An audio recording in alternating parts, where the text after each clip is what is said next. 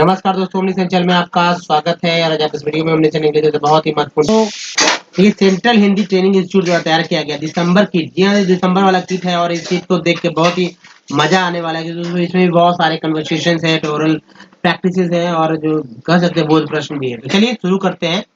देखिए, जैसा कि आप देख रहे हैं प्रबोध कार्यक्रम। जी हाँ, प्रबोध कार्यक्रम को अंग्रेजी में प्रबोध कोर्स कहेंगे। ये किट जो है 4 है। जी हाँ, चौथा किट है और ये इसमें लेसन जो है, अगर लेसन की बात करते हैं हम लोग तो लेसन जो होता है वो 33 से 36 तक। देखिए दोस्तों, ये जो लेसन जो है 33 to 36 यानी कि दिसंबर का किट है। जी हाँ, दिसंबर पहले से अवेलेबल है। सबसे बड़ी बात है कि पत्राचार पाठ्यक्रम स्कंद हिंदी यानी कॉरेस्पॉन्डेंस कोर्स विंग हिंदी है। केंद्रीय हिंदी प्रशिक्षण संस्थान द्वारा, जिसे इंग्लिश में सेंट्रल हिंदी ट्रेनिंग इंस्टीट्यूट कहते हैं, राजभाषा विभाग, डिपार्टमेंट ऑफ ऑफिशियल लैंग्वेज, गृह मंत्रालय के अंतर्गत आता है। तो दोस्तों ये जो है सेंट्रल, जी हाँ, तो सेंट्रल प्लस स्टेट, जी हाँ, तो सेंट्रल प्लस स्टेट एम्प्लॉय के लिए तैयार किया गया। लेकिन दोस्तों सबसे बड़ी बात है कि इसे सिखाने के लिए इंग्लिश का प्रयोग किया गया। यानी इंग्लिश से यहाँ पर जो है कि भाई इंग्लिश से हिंदी को सिखाने का बात चल रहा है कि भाई ज्यादा ज्यादा लोग हिंदी सीख सके, चाहे क्षेत्रीय भाषा वाले हो या मतलब जो उनको हिंदी नहीं आते उन सबको। तो करना क्या है, हम लोग जो क्या दोस्तों सीखेंगे इस हिंदी से ही इंग्लिश को सीखेंगे। जी हाँ, कि हिंदी जो है, हिंदी तो यहाँ पर है ही, तो क्यों ना हिंदी टू इंग्लिश सीख लिया जाए।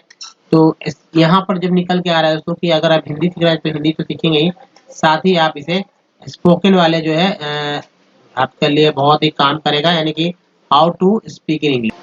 दोस्तों किट जो है ये किट है 4, किट 4 है। दिस किट कंटेन्स 4 लेसन, यानी इस किट में 4 लेसन है, 33, 34, 35 एंड 36। लेसन नंबर जो है 33, 35 एंड 36, 33 को छोड़कर आर इन डायलॉग फॉर्म यानी स्पोकन के लिए बहुत इंपॉर्टेंट है। और लेसन 34 जो है is a live commentary of a cricket match का एक लाइव कमेंट्री है। देखिए यहाँ पर इन लेसन 33 में डिस्पेंसरी में we are going to learn to use of verb को जोड़ना है। वर्ब प्लस वर्ब को यानी सॉरी सब्जेक्ट के साथ को जोड़ने का जो स्ट्रक्चर उसको दिखाया जाए। जैसे गोपाल को बुखार है, भाई बुखार तो है लेकिन गोपाल को है, तो को का क्या ऑफ लगाएंगे, टू लगाएंगे, क्या लगाएंगे, ये चीज सीखना होगा, है ना। ये ऑफ लगाएंगे या नहीं लगेगा, इसको भी सीखना होगा। जैसे गोपाल को बुखार है, गोपाल को बुखार है, तो Gopal has a fever, Gopal has a fever. In lesson 33 and 35, 34 and 5, we are going to learn present continuous tense। यह तो प्रेजेंट कंटिन्यूअस टेंस को हम लोग देखेंगे। इसमें कहते हैं ना कि इज होता है या आर होता है, इसके साथ जो है वर्ब होता है, वर्ब के साथ आईएनजी जोड़कर सेंटेंस बनता है। उससे पहले सब्जेक्ट होता है। ये सेंटेंस ये जो फॉर्मेट है ना सेंटेंस का। जैसे देखिए, मैं जा रहा हूँ, यही प्रेजेंट कंटिन्यूअस ना। मैं जा रहा हूँ, आई एम गोइंग। हम जा रहे हैं, वी आर गोइंग। हम जा रहे हैं, वी आर गोइंग। तुम जा रहे हो, यू आर गोइंग। तुम लोग जा रहे हो, यू आर गोइंग। वह जा रहा है, ही इज गोइंग। वह जा रही है, सी इज गोइंग। वे लोग जा रहे हैं, दे आर गोइंग। अब लेसन 36 में हम लोग देखेंगे कि फ्यूचर टेंस। जी हाँ, तो फ्यूचर टेंस का एग्जाम्पल जैसे देखिए, मैं कल मुंबई जाऊंगा, कल जाऊंगा मुंबई, है ना। मैं कल मुंबई जाऊंगा, I will go to Bombay. दोस्तों मुंबई को बॉम्बे कहा जाता था, तो ये बॉम्बे लिखा हुआ है लेकिन आप इसे मुंबई कहिए, ठीक है, क्योंकि मुंबई ही प्रचलन में है। बॉम्बे पुराना हो गया, जो पुराने लोग थे। तो देखिए, आप कल मुंबई जाएंगे, मैं कल मुंबई जाऊंगा, मैं कल मुंबई जाऊंगा, आप कल मुंबई जाएंगे। I will go to Mumbai tomorrow, you will go to Mumbai tomorrow, है ना। तो ये तो किट 4 जो स्टार्ट हो गया, कब किस लेसन में 33, 34, 35 एंड 36 में क्या क्या है आप तो समझ चुके होंगे। तो चलिए अब देखिए लेसन 33 यानी पार्ट। यहाँ दोस्तों डिस्पेंसरी में क्या क्या बात होती है उसको बात करेंगे हम लोग।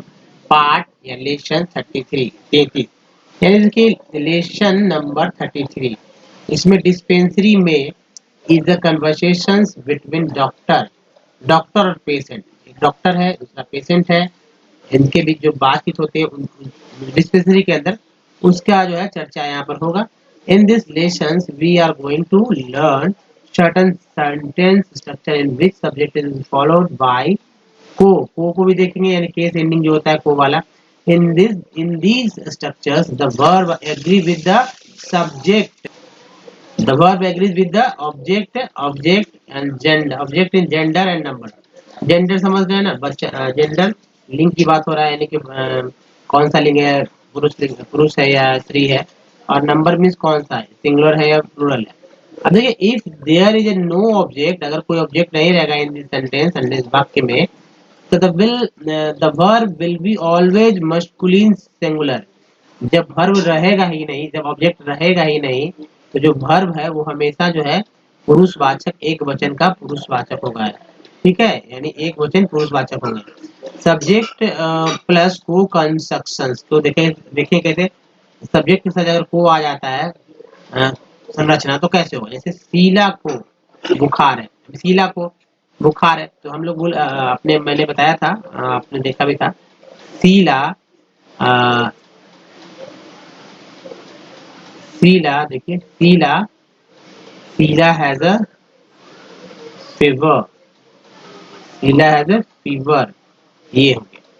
ठीक है, शीला को बुखार है। अब देखिए कल्चरल नोट्स, नंबर 1 CGHS, इसको इसका फुल फॉर्म है सेंट्रल गवर्नमेंट हेल्थ स्कीम, केंद्रीय सरकार, हिंदी में केंद्रीय सरकार स्वास्थ्य योजना।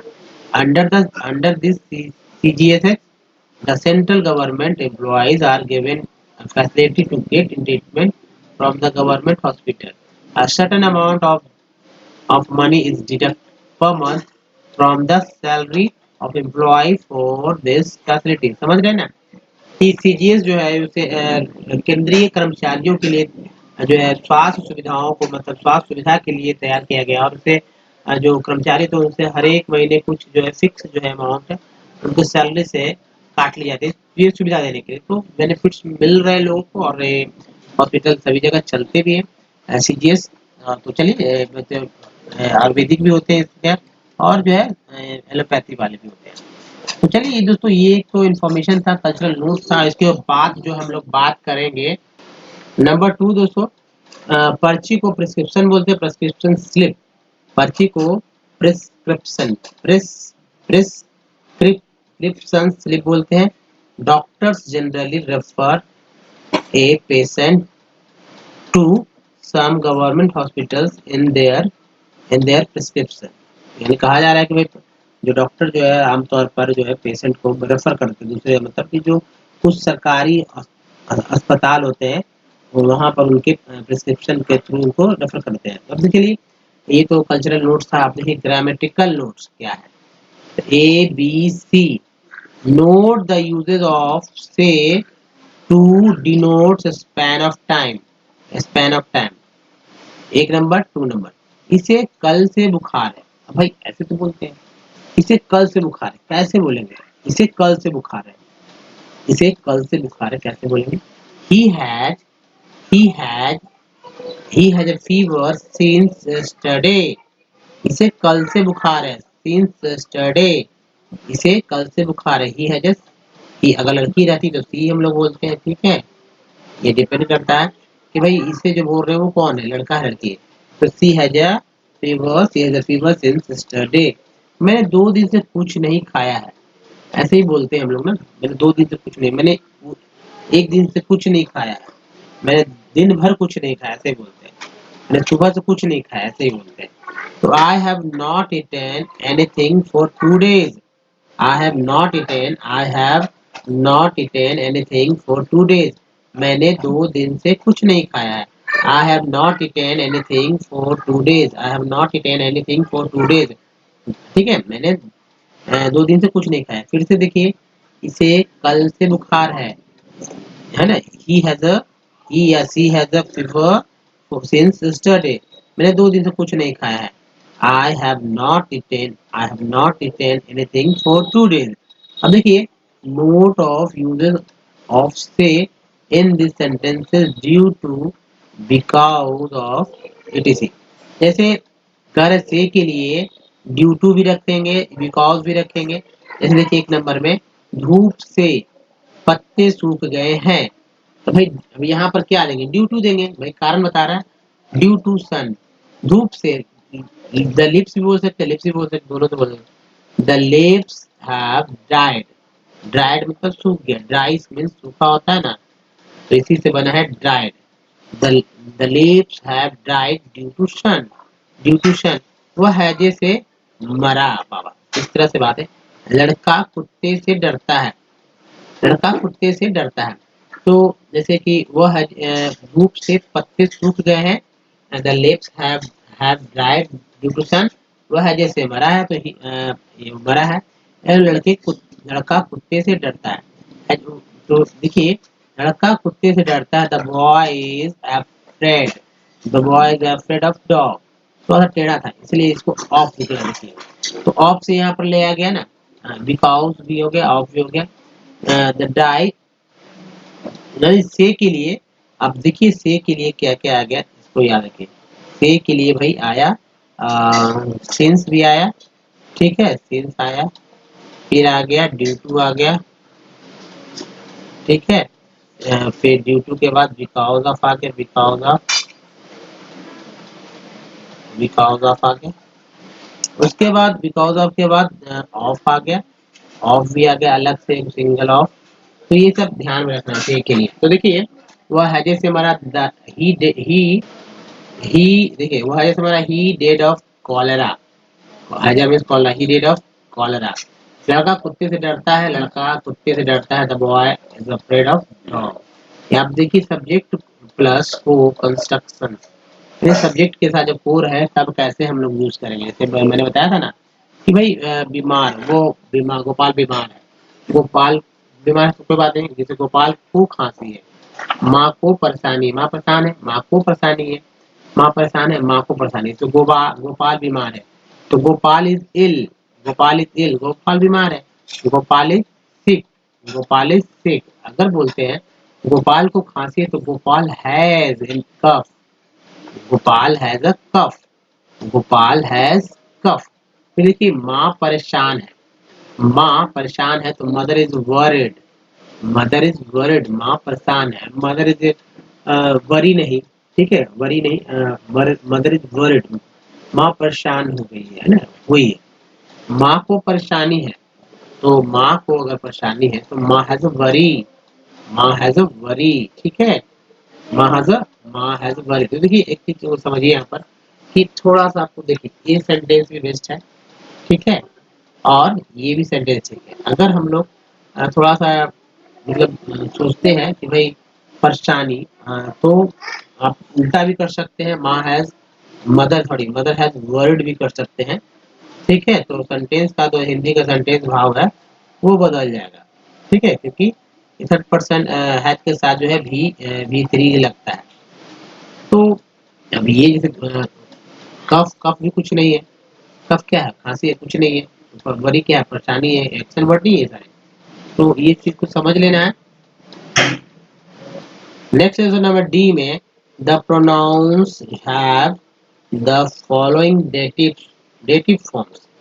जैसे मैं विल चेंज, मैं को, यानी मैं को से बना है मुझे या मुझको, वह को से बना है उसको या उसे, तुमको, तुम को से बना है तुम्हें या तुमको, यह को से बना है इसको या इसे, कौन को से बना है किन्हें या किसे, जिसे हु बोलते। इस इन सबको समझिए, लोग समझ नहीं पाते कि भाई मुझे, मुझको, उसे, उसको, तुम्हें, तुमको, उसे, इसको, तो किसे बना है, बस जानते हैं कि हाँ बना है, क्या होता है। जैसे हमको से बना है हमें या हमको, वेको को उनको कहेंगे या वेको को वे लोग कहेंगे या उन्हें कहेंगे, दोनों।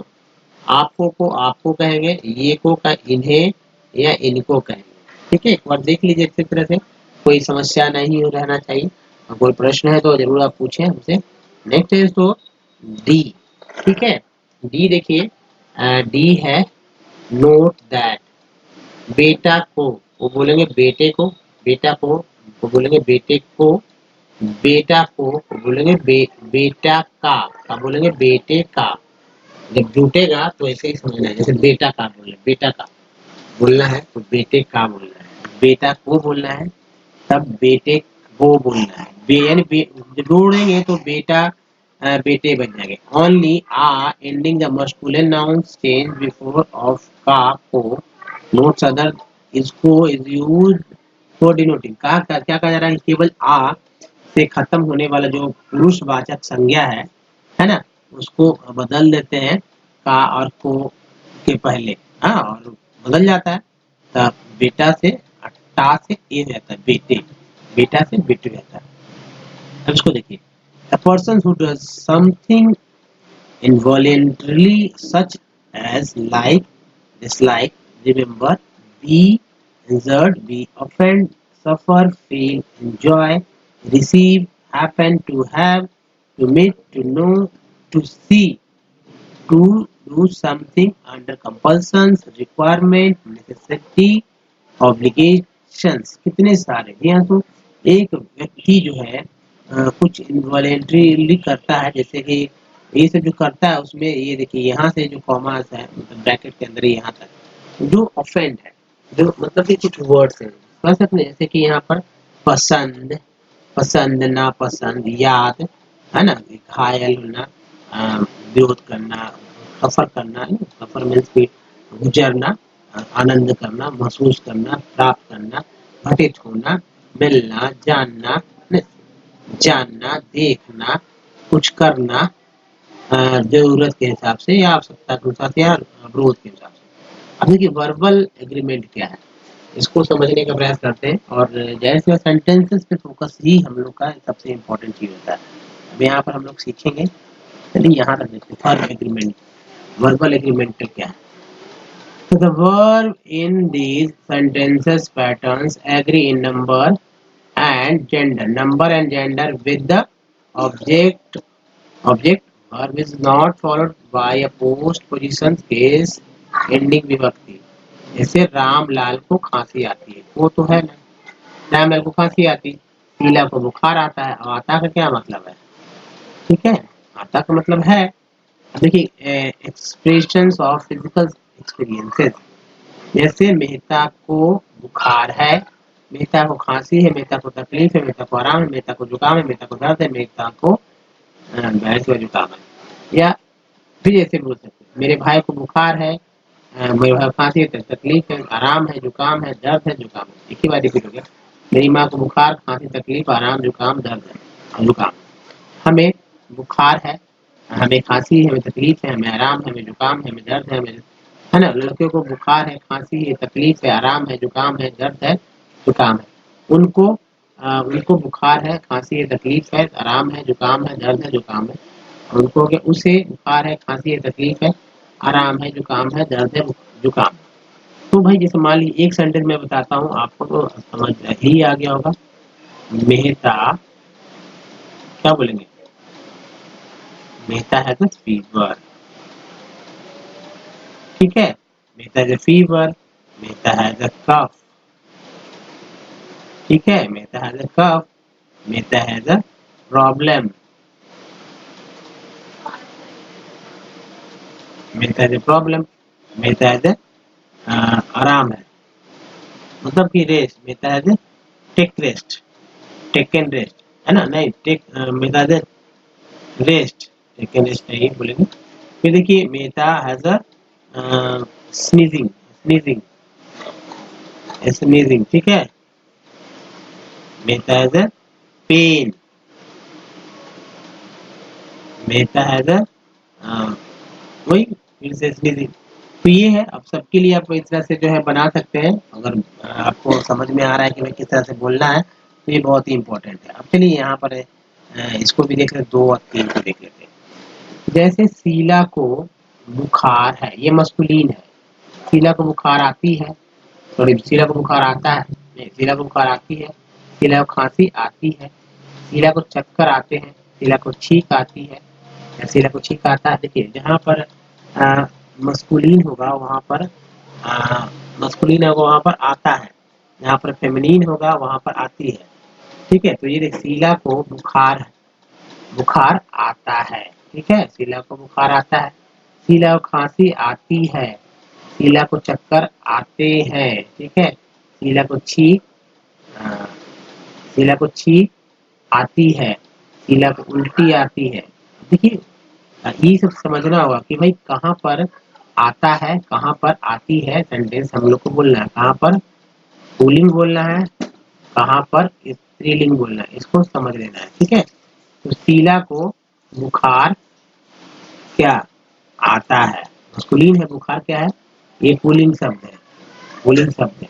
खांसी स्त्रीलिंग शब्द है। ठीक है, चक्कर ये न्यूट्रल है, दोनों स्त्रीलिंग पुल्लिंग दोनों है ना। पुल्लिंग बहुवचन है, चक्कर जो है बहुवचन है, पुल्लिंग जो है ये बहुवचन है, इसीलिए आते होंगे। छींक जो है ये स्त्रीलिंग है। ठीक है, उल्टी जो है ये स्त्रीलिंग है, इसी वजह से है। तो हिंदी तो ये है, लेकिन इंग्लिश में क्या बोलेंगे, एक ही चीज होगा, इंग्लिश में कोई बदलाव नहीं होता। Sheela has fever, Sheela has fever, Sheela has cough. ठीक है, शीला हैज चक्कर को क्या बोलेंगे भाई, चक्कर को जैसे कि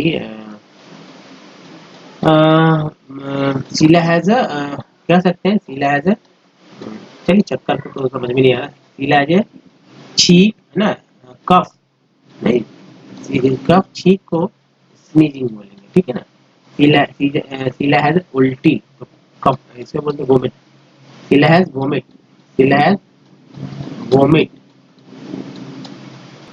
तो स्नीज बोलेंगे, शीला हैज स्नीज।